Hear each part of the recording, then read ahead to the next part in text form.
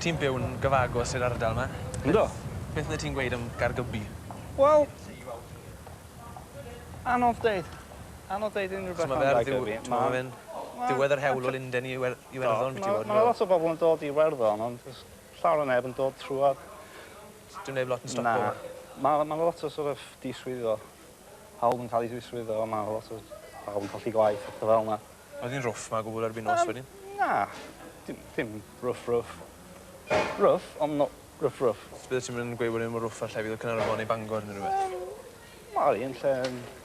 Na, dim beth mwy arbennig na'r llall. A beth mae'r rhan fwy o'r pobl yn neud o'n ffrindiau, o ran gwaith o, yn gweithio ar y docs? Mae lot o bobl yn gweithio ffwrdd, mae lot o bobl yn... lot o bobl ifanc yn gweithio ffwrdd o ran. A byw o hyd neu beth? Symud mas a dyn nôl mae fe? Na fo. Ti'n wario mewn band A5, so chi'n wario'n Caergybi, oeddech chi? Yn anffodus, dim llawer o gigs i gael yn Sir Fôn, dyna pan mae mwy o sort of bandiau techno wedi codi. Dwi'n meddwl mae lot o Erin Bryglis, nid Madagascar ni diffyg gael gigs, felly mae lot o bobl yn... Chi'n ffindio'n haws i fynd draw i Lloegr wedyn i wario fyny ydych chi, o fan hyn? Na pam chi'n galw chi'n yn A5, bosib? Na fo, ie.